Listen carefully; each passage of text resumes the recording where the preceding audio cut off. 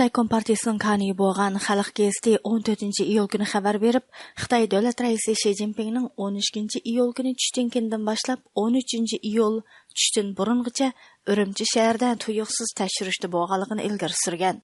Xabarda aytilishicha, Xi Jinping Urumchida Xinjiang Universiteti, Urumchi xalqaro quruqliq porti rayoni, Tangirtog rayonliq Guyanshan mahallasi, Xinjiang Uyg'ur Abnurayliq muzey qatorliq joylarni ziyorat qilgan.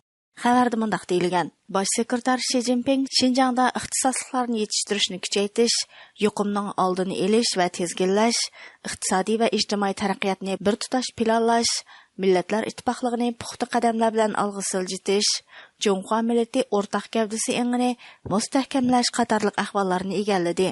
Xalq geziti va xalq to'rida berilgan bu vaqtdagi suratli xabarda Xi Jinpingning Uyg'urlarning uyiga kirib, ular bilan xo'shal-xo'ramalda ham dasturxon bo'lganligi, aholilar o'ltiraq rayonidagi Uyg'urcha kiyingan bir to'p omma tarafidan qizg'in olqishlanayotganligi, xalq ommasining chavoq chilib Xi Jinpingga agishib ko'chalarda manganligida ko'rinishlar qistirilib tashviq qilingan.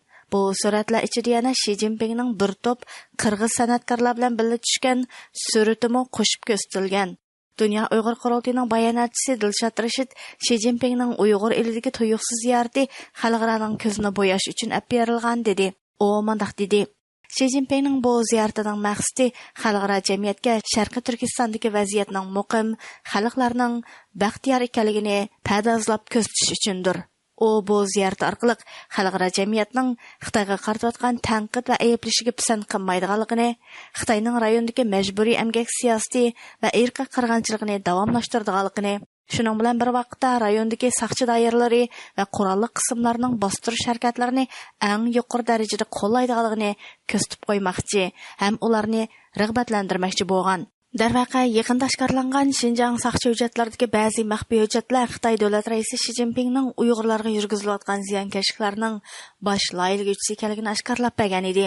Maxfiy hujjatlarning birida 2018 yili 6-oyda Xitoy jamoat xavfsizlik ministrligining ministri Zhao Keji bu nuqtani aniq va qayta tilga olgan.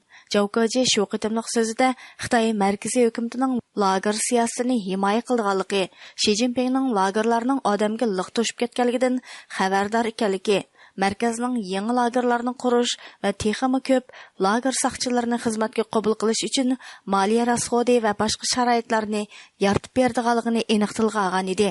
Mazkur hujjatlar oshkorlangandan keyin xalqarada zo'r g'ulg'ula qo'zg'ab, Xi Jinpingning Uyg'urlarga qaratilayotgan insoniyatga qarshi jinoyat va irqiy qirg'inchilik siyosatining bosh qo'mondoni ekanligi oydinlashgan. Bu qitim Xi Jinpingning tuyuqsiz Urumchiga tashirishga kelishi har soatga kuzatuvchilarning diqqatini qo'zg'amoqda.